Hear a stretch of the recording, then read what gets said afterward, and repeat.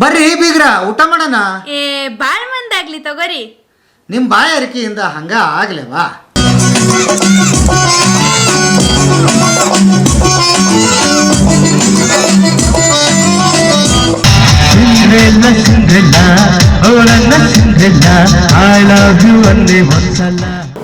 ಹೀಗೆ ಈ ಹುಡುಗ ಕುಣಿದು ಕುಪ್ಪಳಿಸ್ತಾ ಇದ್ದರೆ ಲಕ್ಷಾಂತರ ಜನ ಇವರ ಜೊತೆ ಹುಚ್ಚೆದ್ದು ಕುಣಿತಾ ಇದ್ರು ಗೆಳೆಯರೇ. ಇವರು ಹಾಡೋದಕ್ಕೆ ನಿಂತರೆ ಕೈ ಸೋತು ಹೋಗುವಷ್ಟು ಚಪ್ಪಾಳೆಗಳ ಸುರಿಮಳೆ ಇರ್ತಿದ್ವು ಅಂದರೆ ನೀವು ನಂಬ್ತೀರಾ? ಅರೆ ಇದರಲ್ಲೇನಿದೆ ಸೋಜಿಗ ಅಂತ ಕೇಳ್ತೀರೇನೋ. ಈ ದೃಶ್ಯವನ್ನು ಕಷ್ಟವಾದರೂ ಚಿಂತೆ ಇಲ್ಲ, ನೋಡಿಬಿಡಿ ಗೆಳೆಯರೇ.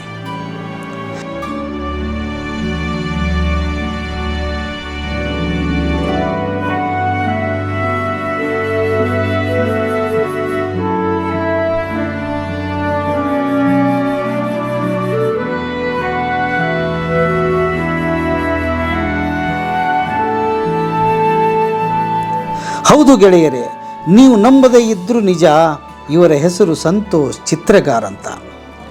ನಾನೀಗ ನಿಂತ್ಕೊಂಡು ಮಾತಾಡ್ತಾ ಇರೋದು ಹೊಸಪೇಟೆಯ ನೆಹರು ಕಾಲೋನಿಯ ಸಪ್ತಸ್ವರ ಸಂಗೀತ ಶಾಲೆಯ ಮುಂದೆ. ಬನ್ನಿ, ಶಾಲೆ ಇಲ್ಲದ ಕುಣಿತದ ಹುಡುಗನ ಕತೆಗೆ ತಮಗೆ ಮತ್ತೊಮ್ಮೆ ಸ್ವಾಗತ ಗೆಳೆಯರೇ.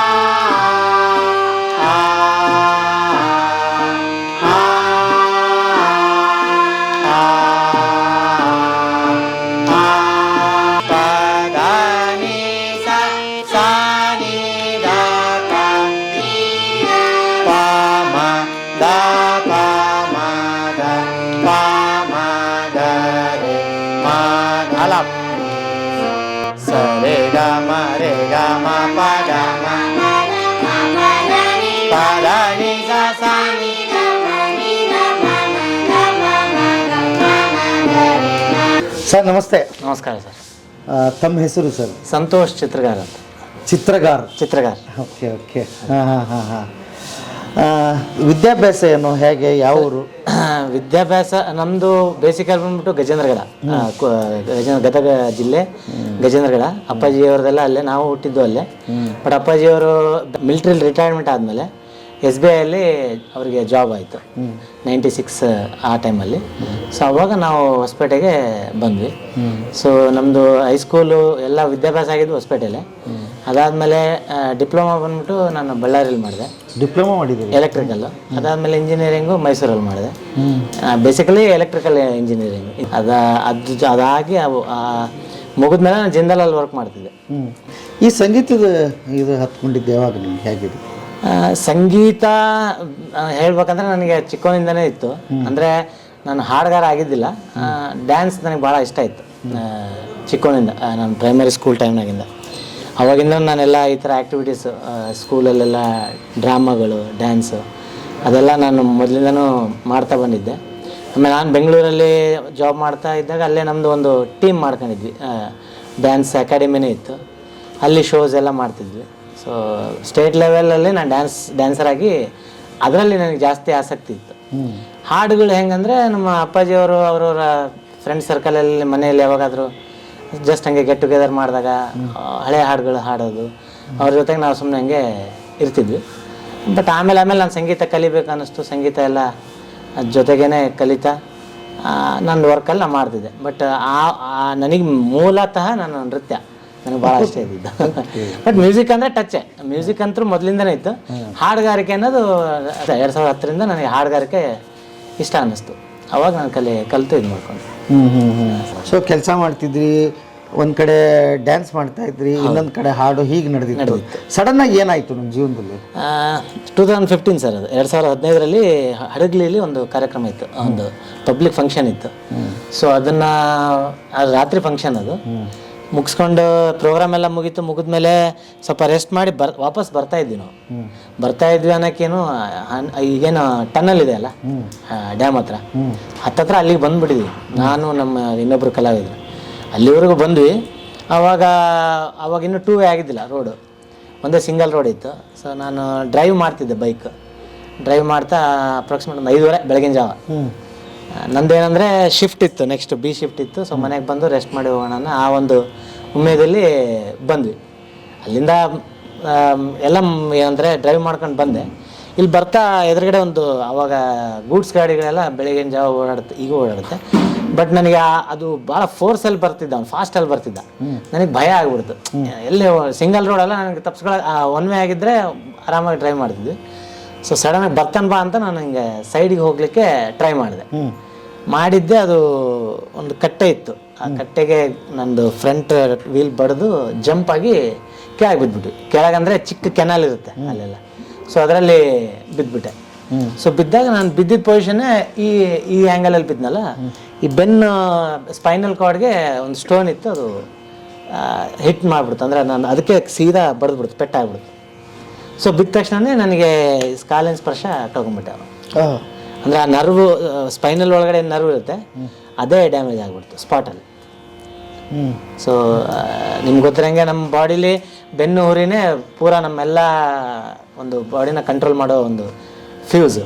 ಸೊ ಅದೇ ನನಗೆ ಹಿಂಗೆ ಕಂಪ್ರೆಸ್ ಆಗಿಬಿಡ್ತು ಸ್ಪಾಟಲ್ಲೇ. ನನಗೆ ಕಾಲು ಮೂಮೆಂಟ್ ಮಾಡೋಕ್ಕೆ ಆಗಲಿಲ್ಲ. ಸೊ ಆ ಒಂದು ಅರ್ಧ ಗಂಟೆ ಸ್ವಲ್ಪ ಅಲ್ಲಿ ಸರ್ವೈವ್ ಆದ್ವಿ, ಎಲ್ಲ ಬಂದ್ವಿ. ಆಮೇಲೆ ಹಾಸ್ಪಿಟ್ಲಿಗೆಲ್ಲ ಬಂದ್ವಿ. ನನಗೇನು ಅದ್ರ ಬಗ್ಗೆ ನಮ್ಗೆ ಅರಿವು ಇರಲಿಲ್ಲ, ಅಂದರೆ ಹಿಂಗೆ ಆದರೆ ಈ ಥರ ಆಗುತ್ತೆ ಅಂತ. ನಾನೇನೋ ಚಿಕ್ಕ ಪುಟ್ಟ ಆಗಿರುತ್ತೆ, ಅದಕ್ಕೆ ಕಾಲು ಮೂಮೆಂಟ್ ಆಗ್ತಿಲ್ಲ ಅಂದ್ಕೊಂಡೆ. ಬಟ್ ಅದಾದಮೇಲೆ ಹಾಸ್ಪಿಟ್ಲಿಗೆ ಬಂದ್ವಿ, SDMಗೆಲ್ಲ ಹೋದ್ವಿ ಹುಬ್ಳೀಲಿ. ಸೊ ಅಲ್ಲಿ ಗೊತ್ತಾಯಿತು ಈ ಥರ ಇಂಜುರಿ ಆಗಿದೆ, ಇದಕ್ಕೆ ಸ್ಪರ್ಶ ಇಲ್ಲ, ಕಾಲುಗಳಿಗೆ ಮೂಮೆಂಟ್ ಆಗಲ್ಲ ಅಂತ. ನಾಳೆ ಏನಿದೆ ಏನೋ ಗೊತ್ತಿಲ್ಲ, ನಿನ್ನೆದು ವಾಪಸ್ ಬರಲ್ಲ, ಇವತ್ತೇನಿದೆ ಇದೇ ಜೀವನ, ಏನು ಮಾಡೋಕ್ಕಲ್ಲ. ಬಂದದ್ದನ್ನು ಸ್ವೀಕಾರ ಮಾಡಿಕೊಂಡು, ಆದರೆ ಇವ್ರ ಧೈರ್ಯನೇ ನನಗೆ ಈಗ ಬರ್ತಾ ಈಗ 10 ವರ್ಷದ ಕೆಳಗಡೆನೇ ನಾನು ಸೇವೆ ಮಾಡ್ಕೊಂಡು ಬಂದಿದ್ದೆ. ಈಗ ಇರ್ತಾ ಸ್ವಲ್ಪ ಅದು ಕುಗ್ತಾ ಇದೆ. ಮತ್ತು ಇವನ ಕೆಲಸ ಅವನ ಆಗಲೇ ಹೇಳ್ದಂಗೆ ಬಹಳಷ್ಟು ಕೆಲಸ ತನ್ನನ್ನು ತಾನೇ ಮಾಡ್ಕೊಂಡು ಈಗೇನು ಶಿಫ್ಟ್ ಮಾಡಿದ್ವಲ್ಲ ನಾವು ತಮ್ಮ ಎದುರಿಗೆ, ಅಂಥ ಶಿಫ್ಟಿಂಗ್ನಲ್ಲಿ ಬೇಕಾಗ್ತದೆ. ಆಮೇಲೆ ಇವನಿಗೆ 3 ಗಂಟೆ 2:30ರಿಂದ 3 ಗಂಟೆ ಪ್ರತಿದಿನ ಫಿಸಿಯೋಥೆರಪಿ ಮಾಡಿಸ್ಬೇಕು ಸರ್, ಪ್ರತಿದಿನ ಮಾಡಿಸ್ಬೇಕು. ಊರಿಗೆ ಹೋದಾಗ ಅಕಸ್ಮಾತ್ ಏನು ಇನ್ನು ಕಾರ್ಯಕ್ರಮ ಇದ್ದಾಗ, ಏನು ಆರ್ಕೆಸ್ಟ್ರಾರಲ್ಲಿ ಕಾರ್ಯಕ್ರಮಕ್ಕೆ ಹೋದಾಗ ಅನಿವಾರ್ಯವಾಗಿ ಮಿಸ್ ಆಗಿರುತ್ತೆ. ಬಟ್ ಅದು ಪ್ರತಿದಿನ ಅದು ಎಲ್ಲಿವರೆಗೆ ಅವನಿಗೆ ಸೆನ್ಸೇಷನ್ ಬರುತ್ತೋ ಬರಬೇಕು ಅಂತ ಭಗವಂತನಲ್ಲಿ ಪ್ರಾರ್ಥನೆ, ಅದು ಆತನಿಗೆ ಬಿಟ್ಟಿದ್ದು. ಆದರೆ ಬೆಂಗಳೂರಲ್ಲಿ ಡಾಕ್ಟ್ರ್ ಏನಂದರು, ಇದನ್ನು ಕೊನೆವರೆಗೆ ಮಾಡ್ಕೊತಾನೆ ಇರಬೇಕು ನೀವು. ಬೇರೆ ನಿಮಾನ್ಸ್ಗೆ ಕೂಡ ಹೋಗಿದ್ವಿ, ಆಮೇಲೆ ಪೂನಾಗೆ ಹೋಗಿದ್ವಿ, SDM ಹುಬ್ಬಳ್ಳಿ ಹುಬ್ಬಳ್ಳಿ ಧಾರವಾಡ ನಡುವೆ ಅಲ್ಲಿ 1 ತಿಂಗಳ 17 ದಿವಸ ಮೊದಲನೇ ಸಲ ಅಡ್ಮಿಟ್ ಆಗಿದ್ವಿ ಸರ್. ಅಡ್ಮಿಟ್ ಆವಾಗಿನ ಸಮಯ ಹೆಂಗಿತ್ತು ಅಂದರೆ, ಈತನ ಧೈರ್ಯ ಆವಾಗನೂ ಮೆಚ್ಚಬೇಕು ನಾವು. ಈತನ ಸ್ನೇಹಿತನ ಮದುವೆ ಇತ್ತು, ಸ್ಟಾರ್ಗೆ ಈತನಿಗೆಲ್ಲ ಬುಕ್ ಆಗಿತ್ತು. ಇವನು ಹೋಗಿ ಆಕ್ಸಿಡೆಂಟ್ ಆಗಿ ಅಲ್ಲಿ ಆಸ್ಪತ್ರೆಯಲ್ಲಿ ಮಲಗಿದ್ದ, ICUನಲ್ಲಿ ಒಂದು 3-4 ದಿವಸ ಆಗಿತ್ತು. ಒಬ್ಬೊಬ್ಬರು ಬಂದು ಮಾತಾಡ್ಸೋಕೆ ಬರ್ತಾಯಿದ್ರು. ಇವನು ಸ್ನೇಹಿತರು, ಅವ್ರ ತಮ್ಮ ಎಲ್ಲರೂ ಬಂದು ಮಾತಾಡಿಸಿದ್ರೆ. ಮುಂದೆ ಒಂದು 4-5 ದಿವಸ ಆಯ್ತಾಯ್ತು ಮದುವೆ. ಇವನು ಏನು ಮಾಡೋಕ್ಕಾಗಲ್ಲ, ಅಂಥ ವ್ಯವಸ್ಥೆಯಲ್ಲಿ ಮಾತು ಬರ್ತಾ ಇಲ್ಲ. ಮದುವೆ ಚೆನ್ನಾಗಿ ಆಗ್ಬೇಕಂತ ಅವರಿಗೆ ಧೈರ್ಯ ಹೇಳ್ತಾ ಇದ್ದೆ ನಾನು. ಅವ್ರು ಸಡನ್ನಾಗಿ ಕಣ್ಣೀರು ತೆಗೆದ್ಬಿಟ್ಟು, ಏನು ಮರ ನೀನು ICUನಲ್ಲಿ ಇರ್ತೀವೋ ಇಲ್ಲೋ ಗೊತ್ತಿಲ್ಲ, ಬಂದು ಹೊರಗೆ ವಾಪಸ್ ಜೀವಂತವಾಗಿ ಬರ್ತೀವೋ ಇಲ್ಲೋ ಗೊತ್ತಿಲ್ಲ, ಅಂಥದ್ರಲ್ಲಿ ನಿನ್ನ ನೋವನ್ನು ಇಟ್ಕೊಂಡು ಮದುವೆ ಚೆನ್ನಾಗಿ ಮಾಡ್ರಿ ಅಂತ ಹೇಳ್ತೀಯಲ್ಲ ಅಂಥೇಳಿ ಅವರು ಅಣ್ಣ ತಮ್ಮ ಇಬ್ಬರು ಹತ್ಬಿಟ್ರು. ಅವರು ಅಂಥ ಒಂದು ಧೈರ್ಯವಂತ ಮಗ ಇದ್ದಾನಂತೆ. ಮತ್ತು ನಾನು ಜೀವನ ಮಾಡ್ತಾಯಿದ್ದೆ ಸರ್. ನಾವು 3 ವರ್ಷ ಅಂತೂ 3ರಿಂದ 4 ವರ್ಷ ಅನ್ರಿ ಒಂಥರದ ನರಕ. ನಾವು ಪ್ರಪಂಚ ಬಿಟ್ಟು ಒಂದು ಮೂಲೆಯಲ್ಲಿ ಸರ್ಕೊಂಡ್ಬಿಟ್ಟಿದ್ದು, ನಮಗೆ ಯಾರೂ ಲಿಂಕ್ ಇಲ್ಲ ನಾವು ಪ್ರಪಂಚದಲ್ಲಿ. ಆಸ್ಪತ್ರೆ, ನಾವು, ನಮ್ಮ ಸೊಸೆ, ಇಷ್ಟೇ ಇದೆಯೋ ಅನ್ನೋಷ್ಟು ಮಟ್ಟಿಗೆ ನಾವು ಸರ್ಕೊಂಡ್ಬಿಟ್ಟಿದ್ವಿ ಸರ್. ಆ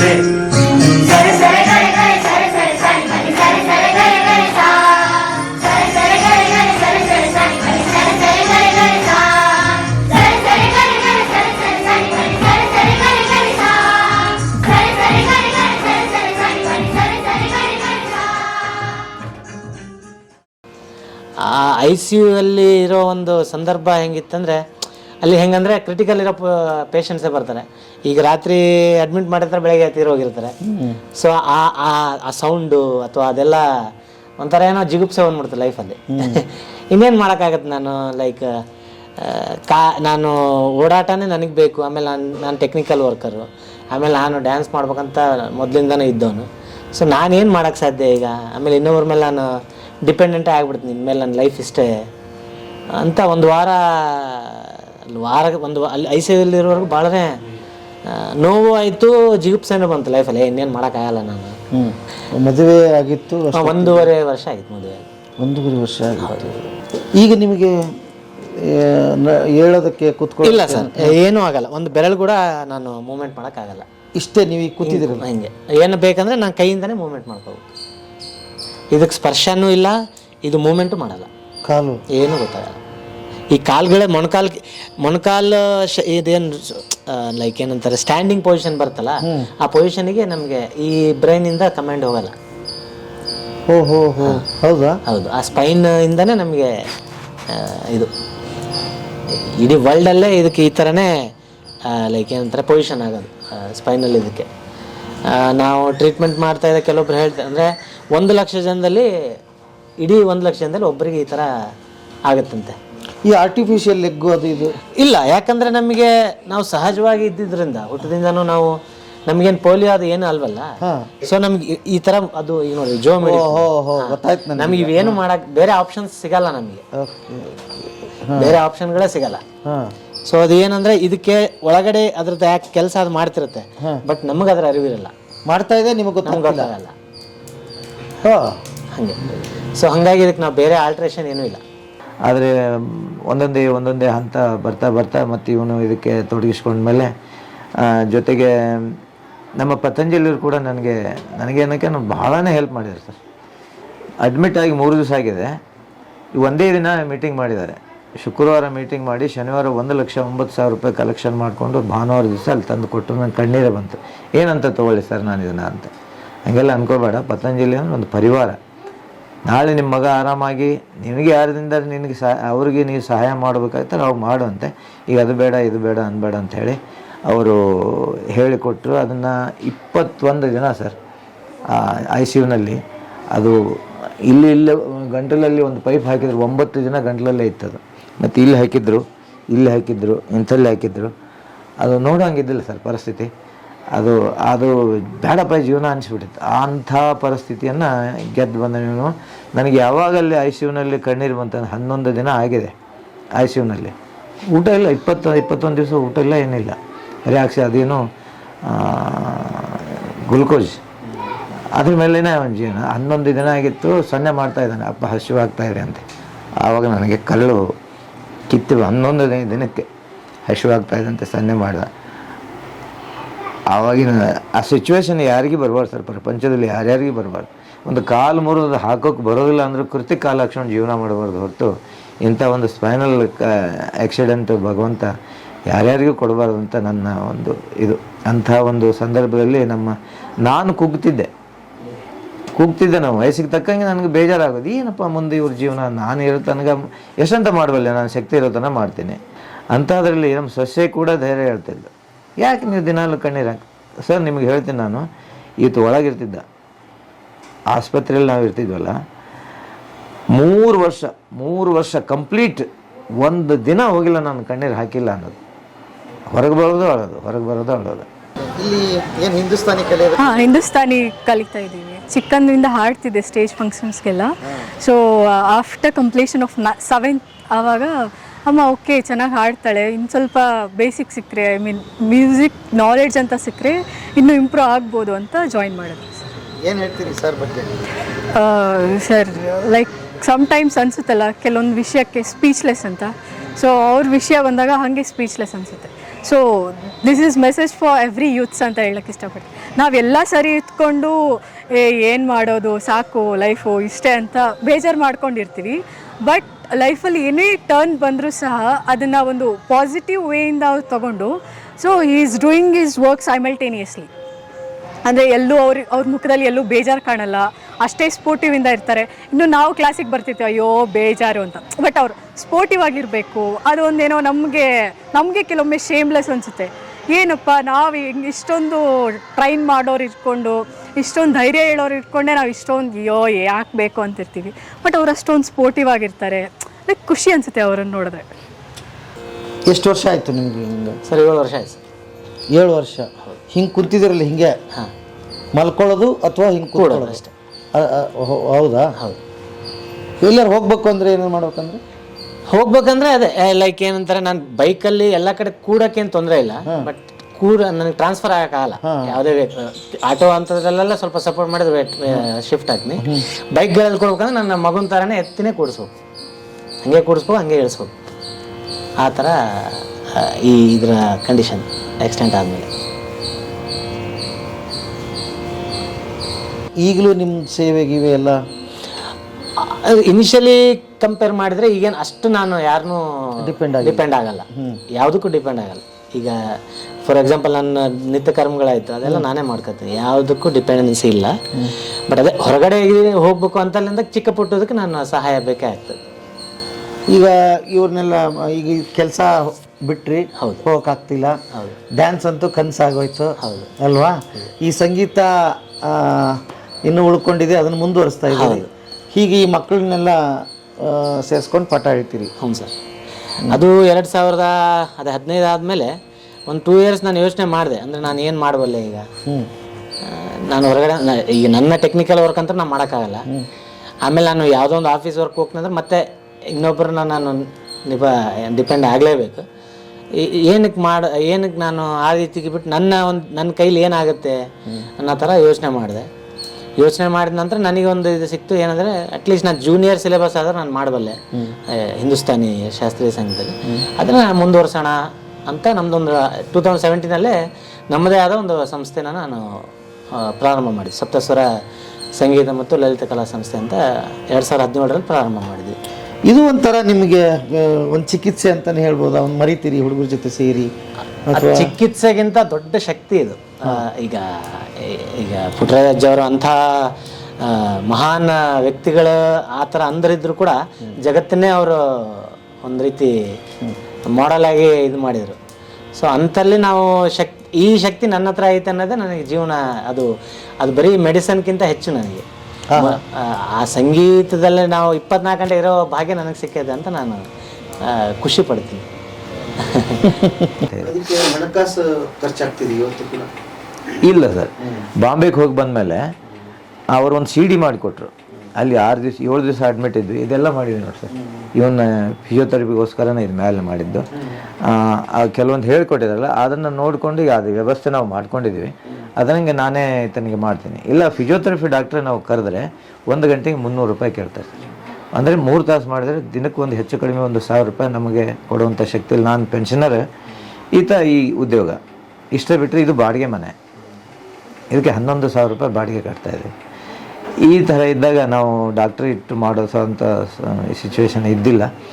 ಹಾಗಾಗಿ ನಾವು ಅದನ್ನು ನಾವೇ ಮಾಡ್ಕೊಂಡು ಹೋಗಿ ಇವನು ಬಿದ್ದ ಮೇಲೆ ಮತ್ತು ಒಬ್ಬೊಬ್ಬರನ್ನ ಹಳಬರನ್ನೆಲ್ಲ ನೆನೆಸಿ ಅವ್ರು ನೆನಪಾಗಿಂದ ಅವರು ಇಲ್ಲ ನಾನು ಬರ್ತೀನಿ ನೋಡ್ತೀನಿ ಅಂಥೇಳಿ 1-2 ಸಲ ಮನೆಗೆ ಬಂದರು, ಭೇಟಿ ಆದರು. ಆದಷ್ಟು ಬೇಗ ಅಷ್ಟೊತ್ತಿಗೆ ಅವನು ಸರ್ಚ್ ಮಾಡ್ತಾನೆ ಇರ್ತಾನೆ ಸರ್. ಇವತ್ತಿಗೂ ಇದ್ರದ್ದು ಏನಾದರೂ ಎಲ್ಲಾದರೂ ಆರಾಮಾಗುವಂಥ ಟ್ರೀಟ್ಮೆಂಟ್ ಇದೆಯಾ ಇದೆ ಅಂಥೇಳಿ ಬಾಂಬೆದಲ್ಲಿ ಒಂದು ನ್ಯೂ ಬಾಂಬೆಯಲ್ಲಿ ಇವನು ಸರ್ಚ್ ಮಾಡ್ದೆ.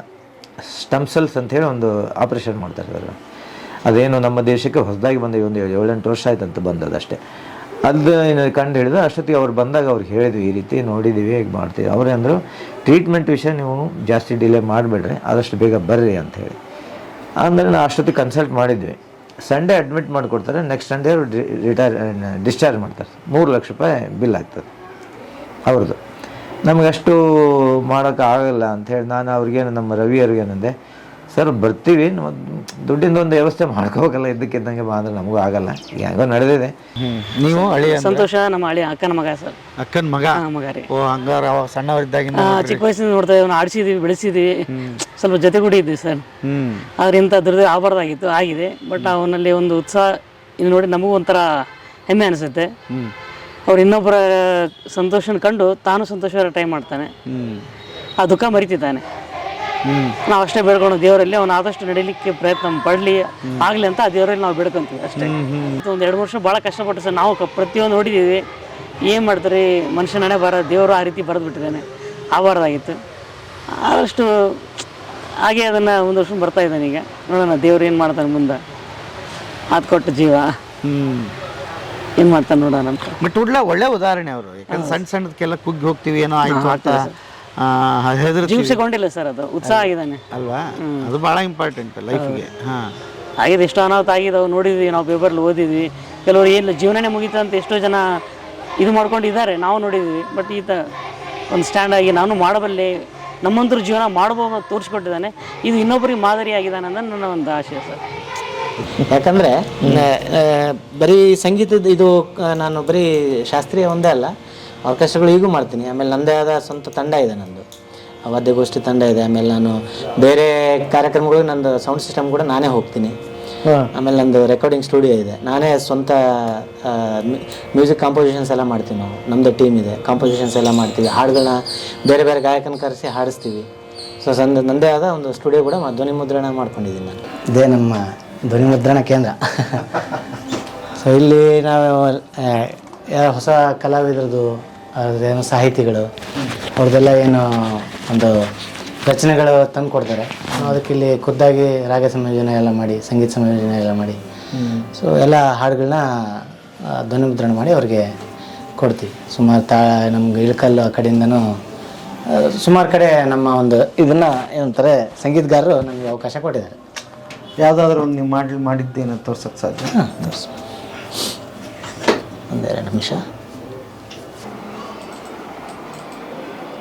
ಯಾವ ಥರದ್ದು ರೆಕಾರ್ಡ್ ಮಾಡಿಕೊಡ್ತೀರಿ ನೀವು ಸರ್? ಎಲ್ಲ ಲೈಕ್ ಸುಗಮ ಸಂಗೀತ ಮಾಡ್ತೀವಿ, ಭಕ್ತಿಗೀತೆಗಳದ್ದು ಮಾಡ್ತೀವಿ. ಟ್ಯೂನ್ ಎಲ್ಲ ನೀವೇ ಮಾಡಿ? ನಮ್ದು ಅದೇ ಎಲ್ಲ ಅಂದರೆ ಟ್ಯೂನಿಂಗ್ ಎಲ್ಲ ನಾವು ನಮ್ಮ ಟೀಮ್ದಲ್ಲಿ ಇದೆ, ನಮ್ಮ ಸರ್ ಗುರುಗಳಿದ್ದಾರೆ, ನಾವು ಟ್ಯೂನ್ ಹಾಕ್ಕೊಂತಿರ್ತೀವಿ.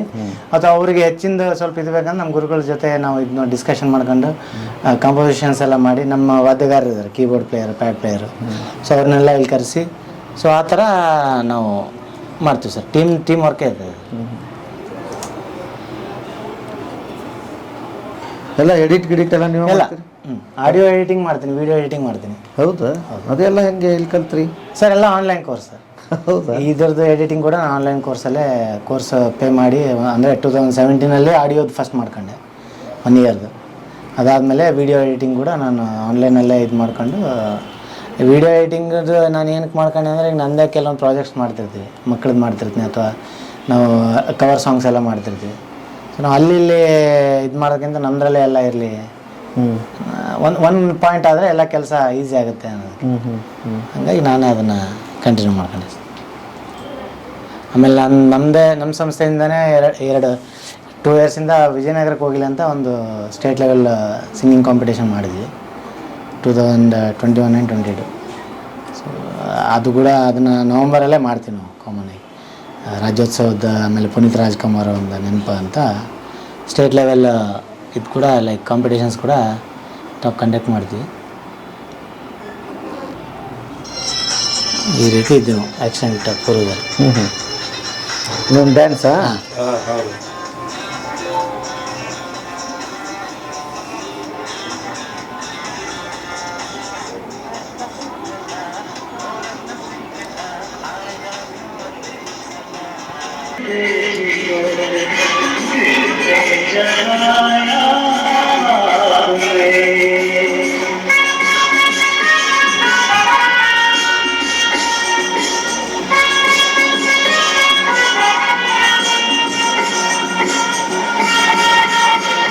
ಸೊ ನಾವು ಒಂದೊಂದೇ ಸ್ಟೆಪ್ ಬೈ ಸ್ಟೆಪ್ ನಾವು ಇಲ್ಲಿ ಕಾಂಪೋಸಿಷನ್ಸ್ ಎಲ್ಲ ಮಾಡ್ತೀವಿ ಸರ್. ಇಲ್ಲಿ ಸೊ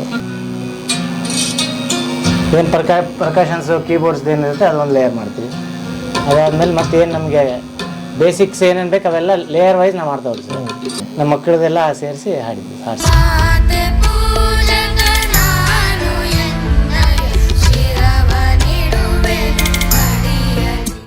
ಸೊ ಈಗ ಒಂದು 30-35 ಸ್ಟೂಡೆಂಟ್ಸ್ ಇದ್ದಾರೆ ನನಗೆ. ಇದೇನು ಡೈಲಿ ನಡೆಯುತ್ತಾ? ಇಲ್ಲ, ಬೇರೆ ಬೇರೆ ಕೋರ್ಸಸ್ ಇದೆ ನನ್ನಲ್ಲಿ. ಅಂದರೆ ಹಿಂದೂಸ್ತಾನಿ ಸಿಂಗಿಂಗ್ ಬಂದ್ಬಿಟ್ಟು ಹಿಂದೂಸ್ತಾನಿದು ಶನಿವಾರ ಭಾನುವಾರ ಇರುತ್ತೆ. ನಾನು ಪಿಯಾನೋ ಕೂಡ ಹೇಳ್ಕೊಡ್ತೀನಿ, ವೆಸ್ಟರ್ನ್ ಮ್ಯೂಸಿಕ್. ಅದು ವಾರದ ಸೋಮವಾರದಿಂದ ಶುಕ್ರವಾರ ಒಳಗಡೆ ಬ್ಯಾಚ್ ವೈಸ್ ಇರುತ್ತೆ ಅದು ಕೂಡ. ಆಮೇಲೆ ಕರೋಕೆ ಜೊತೆ ಸುಗಮ ಸಂಗೀತ ಹಾಡೋರು ಬರ್ತಾರೆ, ಅವ್ರಿಗೂ ವಾರದ ಮಧ್ಯೆ ಈ ಥರ ಬ್ಯಾಚ್ ವೈಸ್ ಇರ್ತದೆ. ಫುಲ್ ಬ್ಯುಸಿ ಇದ್ದೀರಿ? ಹಾಂ ಸರ್. ಓಕೆ. ಅದಕ್ಕೆಲ್ಲ ಇನಿಷಿಯಲಿ ಅಂತ ಬಂದರೆ ನನ್ನ ಪರಿವಾರ ಅಷ್ಟೇ, ಅವರೆಲ್ಲ ನಾವಿಲ್ಲ. ಸ್ಪೆಷಲಿ ನಮ್ಮ ಅಪ್ಪಾಜಿಯವರು ಆವಾಗ ಅವ್ರದ್ದು ನಂದು ಆ್ಯಕ್ಸಿಡೆಂಟ್ ಆಗಿ ಪೂರ್ವದಲ್ಲೇ ಅವ್ರ ರಿಟೈರ್ಮೆಂಟು 62 ಇಯರ್ಸ್ ಅವಾಗ ನನಗೆ ಆ್ಯಕ್ಸಿಡೆಂಟ್ ಆದಾಗ. ಸೊ ಅವಾಗಿಂದನೂ ಅವ್ರು ಅದೇನಂತಾರೆ 60 ನಂತರ ಅವರು ಮಗು ಥರ ಇರ್ಬೇಕು, ನಾವು ನೋಡ್ಕೋಬೇಕು. ಬಟ್ ಅದು ಅವರಿಗೆ ಸೆಕೆಂಡ್ ಒಂಥರ ಚಾನ್ಸ್ ಅವ್ರಿಗೆ ನನ್ನೇ ಮಗು ಥರ ನೋಡ್ಕೊಳ್ಳೋ ಒಂದು ಮತ್ತೆ ಅವಧಿ ಸಿಕ್ಕಂಗೆ ಅವ್ರಿಗೆ. ಬಟ್ ಅವರು ಲೈಕ್ ಏನಂತಾರೆ ಯೋಗ ಆಯಿತು ಅಥವಾ ಅವ್ರ ಆರ್ಮಿಲಿ ಇದು ಬಂದಿರೋದ್ರಿಂದ ಅವರು ಸ್ವಲ್ಪ ಅವರು ಧೈರ್ಯವಂತರು. ಅವ್ರನ್ನ ನಾವು ಫಾಲೋ ಮಾಡ್ಕೊಂಡು ನಾವು ಸ್ವಲ್ಪ ಧೈರ್ಯನ ಬೆಳೆಸ್ಕೊಂಡಿದ್ವಿ ಅಷ್ಟೇ. ಆ ಸೊಸೆ ಬಗ್ಗೆ ನಾನು ಒಂದೆರಡು ಮಾತು ಹೇಳಲೇಬೇಕಾಗುತ್ತೆ, ಇಲ್ಲದಿದ್ದರೆ ನಾನು ಮನುಷ್ಯನೇ ಅನಿಸ್ಕೊಳ್ಳಲ್ಲ. ಅಂಥ ತ್ಯಾಗಮಯ ನನ್ನ ಸೊಸೆ. ಆ್ಯಕ್ಸಿಡೆಂಟ್ ಆದಮೇಲೆ ಇಲ್ಲಿ ಕುಷ್ಟಗಿ ರೋಡಲ್ಲಿ ಒಂದು NH ಇದರಲ್ಲೇ ಬರುತ್ತೆ ಸಮರ್ಥ ಅಂತ ಹೇಳಿ, ಅಲ್ಲಿ ಬೆನ್ನು ಹುರಿ ಅಪಘಾತಕ್ಕೆ ಒಳಗಾದವರ ಪುನಶ್ಚೇತನ ಕೇಂದ್ರ ಅಂತಿದೆ. ಅಲ್ಲಿ ಒಬ್ಬ ನಾವು ಅಲ್ಲಿ 1.5 ತಿಂಗಳು ಅಡ್ಮಿಟ್ ಇದ್ವಿ. ಅಲ್ಲಿ ಫಾರಿನ್ ಡಾಕ್ಟ್ರ್ ಬಂದಾಗ ಹೇಳಿದ್ರು ಕೆಲವರಿಗೆ 1000ಕ್ಕೆ 1 ಅಥವಾ 2000ಕ್ಕೆ ಒಬ್ಬರಿಗೆ ಒಂದು 2 ವರ್ಷ ಟೈಮಲ್ಲಿ ಸೆನ್ಸೇಷನ್ ಬಂದರೂ ಬರಬಹುದು ಅಂತ ಹೇಳಿದ್ರು. ಹಾಗಾಗಿ ನಾನು ನನ್ನ ಸೊಸೆಗೇನು ಕೇಳಿರಲಿಲ್ಲ 2 ವರ್ಷ ಆದಮೇಲೆ. ಯಾಕಂದರೆ ಜೀವನ ಮತ್ತೆ ಮತ್ತೆ ಹುಟ್ಟಿ ಬರೋಲ್ಲ. ಹೇಳ್ತಾರೆ 7 ಜನ್ಮ 8 ಜನ್ಮ ಅಂತ ಯಾರೂ ಕಂಡಿಲ್ಲ. ಇದು ಜೀವನ ಚಿಕ್ಕ ವಯಸ್ಸು 24 ಭಾಳ ಅಂದರೆ ಅವಳಿಗೆ 25 ವಯಸ್ಸು. ಅವಾಗ ಇವನಿಗೆ ಆಕ್ಸಿಡೆಂಟ್ ಆದಾಗ 23ನೇ ವಯಸ್ಸಲ್ಲಿ ಅವಳಿಗೆ ಮದುವೆ ಆಗಿದೆ. ಅಂದರೆ ನನ್ನ ಸೊಸೆಗೆ 23ನೇ ವಯಸ್ಸು, ಇವನಿಗೆ 27 ವಯಸ್ಸು.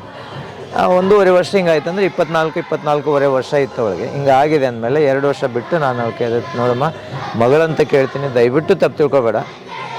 ಯಾಕಂದರೆ ಮನುಷ್ಯ ಮತ್ತೊಮ್ಮೆ ಹುಟ್ಟು ಬರ್ತಾನೆಲ್ಲ ಗೊತ್ತಿಲ್ಲ. ಚಿಕ್ಕ ವಯಸ್ಸು, ಸುಖ ಸಂತೋಷ ನೆಮ್ಮದಿ, ಗಂಡನ ಜೊತೆಗೆ ಅಡ್ಡಾಡೋದು ಮಾಡೋದು ಅಥವಾ ಜೀವನ ಒಂದು ಸಂಸಾರ ಮಾಡೋದು, ಅದೇ ನೀನು ಕಳ್ಕೊಂಬಿಟ್ಟು ಅಂದಾಗ ಜಿಗುಪ್ಸೆ ಹುಟ್ಟೋದು ಸಹಜ.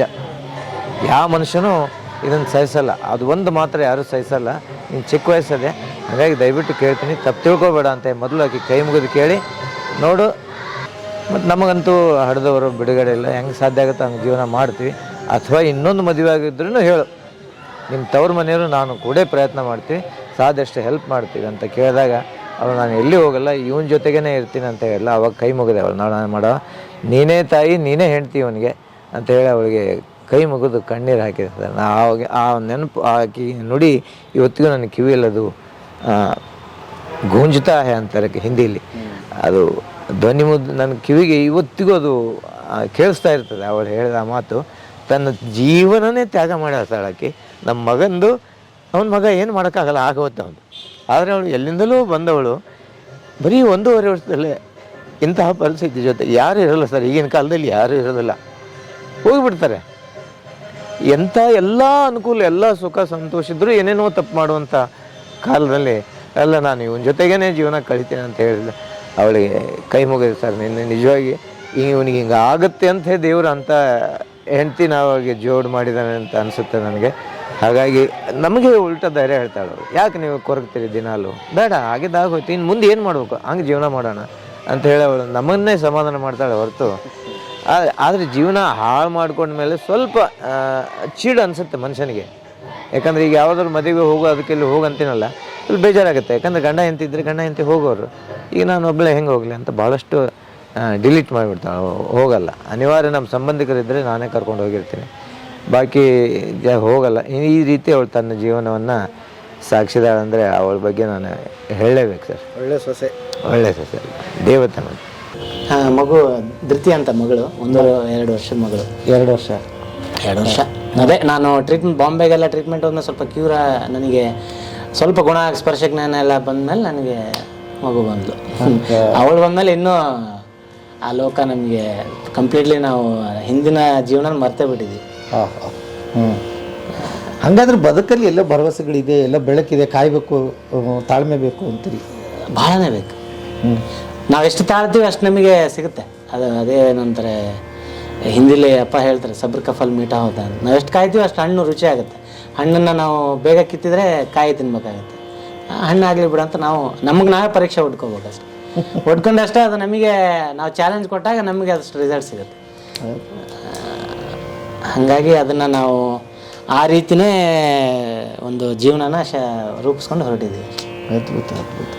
ಅಂದಿನ ದಿನಗಳು ಕನಸು ಎಂದು ತಿಳಿಯಲೇ ಕತ್ತಲೆ ಕಂಡರೂ ಬೆಳಕು ಎಂದು ಭ್ರಮಿಸಲೇ ಅಂದಿನ ದಿನಗಳು ಕನಸು ಎಂದು ತಿಳಿಯಲೇ ಕತ್ತಲೆ ಕಂಡರೂ ಬೆಳಕು ಎಂದು ಭ್ರಮಿಸಲೇ ನೋವಿಗೆ ನಗುವಿನ ಬಣ್ಣವನ್ನು ಬಳಿಯಲೇ ಏಕೆ ಇಂಥ ಶೋಧನೆ ಎಂದು ವಿಧಿಯ ಕೇಳಲೇ ನಗುತ್ತ ಹಾಡಲೇ ಅಳುತ್ತ ಹಾಡಲೇ ಮನವು ಅಳುತ್ತಿರೇ ಮುಖದಿ ಗೀತೆ ಹಾಡಲೇ.